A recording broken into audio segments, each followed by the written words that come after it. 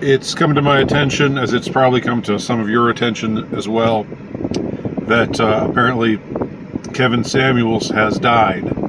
And I felt the need to just record a video on the shorter side. I don't want to go on too long about it, about this subject, but I thought that since the video that I posted on this channel, the one that I've posted on this channel, which I posted after YouTube nuked my regular channel, which had over 4,000 subscribers, blah blah blah.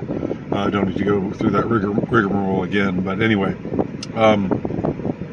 the video that I have posted since then, that's gotten by far the most views, is my post on the Kevin Samuels phenomenon, and it was something that I recorded, I think, over a year ago now, because I did find the cat, really fascinating at first. Now, it's sort of something that the more I watched it, the more it got a little bit repetitive, and so I guess after a while, it didn't have quite the same level of interest for me. But I still think it's a pretty fascinating phenomenon, and he was a fascinating character. Having said that, I don't know him that well. I've heard things about, I've heard lots of naysayers, and I've heard people who like him, and I've heard people who say that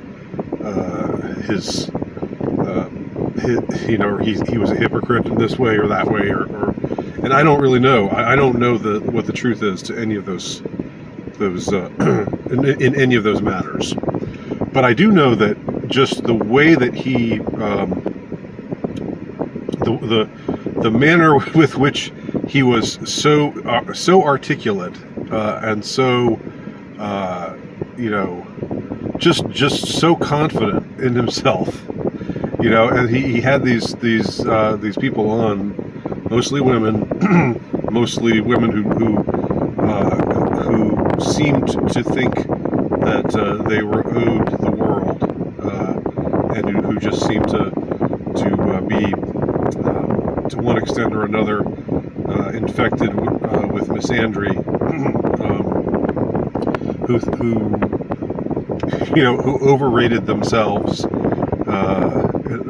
looks wise, and he would just come on and tell them what the truth was from his perspective, and sometimes it was very hard. It was rather harsh. I mean, I blanched at some of the things that he said. He was very brutally frank. But I think that it was interesting insofar as who else was out there, directly confronting women in this way, women who were. And I'm not saying that these women were representative of modern women or anything like that. I'm not making a sweeping statement like that. But there is plenty of what should we call it? There is a sense of female privilege out there. There is this sense of go to any dating site. We've talked about this before, and how much more difficult it is if you aren't, unless you're a really good-looking man, how difficult it is if you're just, an average-looking man, to get anyone's attention. And yet, the same doesn't apply the other way around. Women on dating sites get a ton of attention. And just yesterday, of course, I read that hilarious article from Evie magazine about, how to put your guy friend in the friend zone without hurting his feelings too much, or something like that. how to put your guy friend in the friend zone and still keep him as a loyal pet. That was my satirical title. That wasn't the actual title of the article, of course. But we are living in a time in which it is much easier to get attention, to get support, to get affirmation, to get validation if you are a woman. Now, is it real affirmation and validation? Does it actually help women, modern women, in the long run? I think not.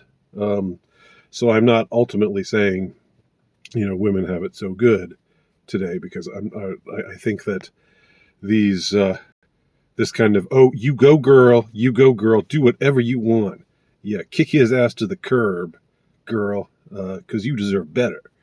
And that whole sort of mentality, I don't think that ultimately serves women all that well. But that kind of mentality is around. It's a problem, and there's a problem when any kind of criticism of women in any way gets instantly construed as hate, as misogyny. That's a problem, and that is the way things stand right now, culturally speaking. Maybe there are pockets of countercultural thinking, in certain religious communities and whatnot, where that kind of I'll use the word toxic or toxicity, that toxic femininity isn't really so much of a problem. But I would say in the general culture, in the wider culture, the mainstream culture, it definitely is.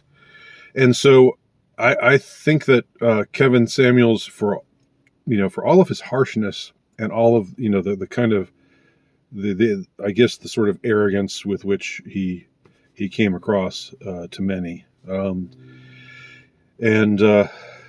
for all the ways in which he went overboard in his critique. I never, like, certain things he said I couldn't quite get with. I remember him insisting that if women wanted to be with a high value man, they were going to have to tolerate that man, having affairs, because that's just high value men are just in demand. So that's just the way that it would have to be. And I remember thinking, no, I don't quite agree with that one. I don't think being high value exempts you from being faithful. But little things like that aside, I think generally speaking, that's not that that's a little thing. That was a pretty. When I heard that was like, ooh. But points like that aside, and other caveats aside, I think that Kevin Samuels was a real. He ended up. I think he wound up serving as a force for good, just because he, women were so eager to talk to him, particularly black women. This was primarily a thing in the black community. It wasn't exclusively black women, but it was, the majority of them were, and they wanted to talk to him.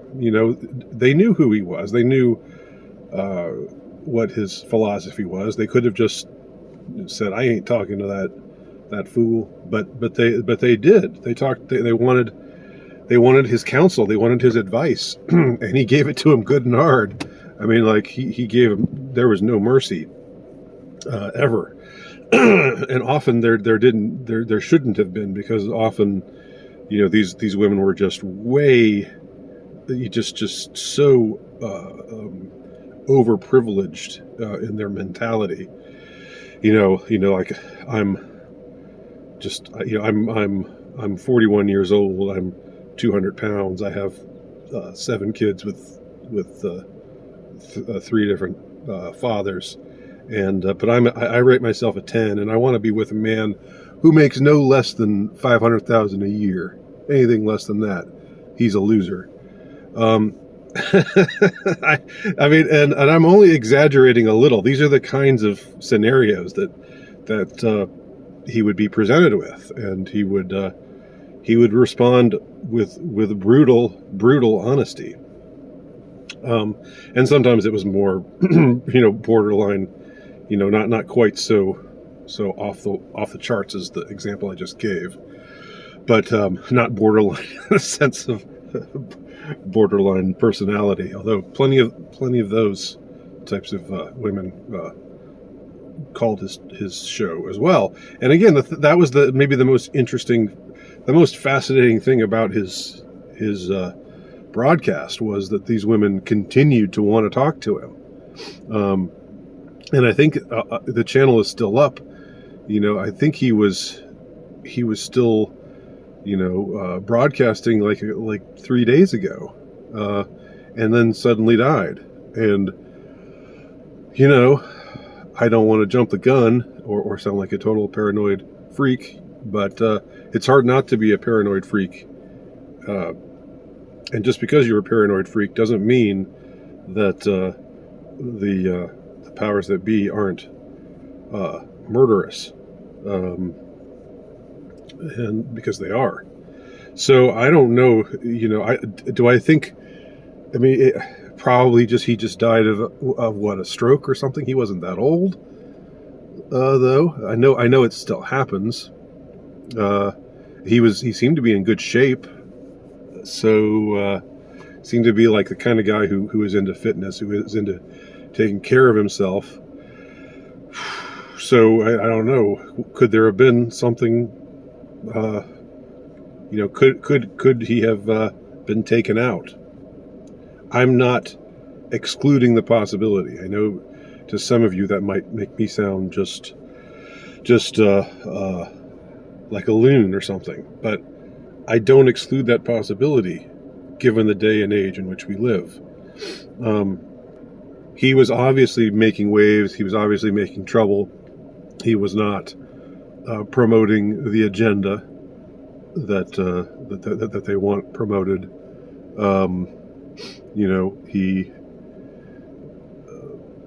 I could see how somebody somewhere in power could say, this guy's gonna be a problem for us in the future, or he's changing the cultural landscape even right now. He's got a considerable outreach even now. Something's got to be done about that. We got to take him down a peg. I think that's a very distinct possibility. Call me crazy, but I do. Anyway, I wanted to just sort of commemorate the man, again, with all the caveats that I've mentioned here. I still think he was ultimately a force for good. Which isn't to say that I endorse him unequivocally or anything like that, but he reminded me a lot of Dr. Laura Schlesinger, in that she had a show. It was like in the 90s. It was mostly a radio show where people would come on, and she would tell them to shape up, and she wasn't all into girl, you're too fat or anything like that. It wasn't like that sort of thing. But it was similar in the sense that she dished out a lot of advice that wasn't necessarily what people wanted to hear, but it gave people a kick in the butt that got them to do what they maybe should be doing all along. So that was a kind of an interesting parallel that I found with Kevin Samuels. So Kevin Samuels, R.I.P. Wishing your family, your loved ones, the best. Prayers to everyone involved. And God bless. Thanks for watching.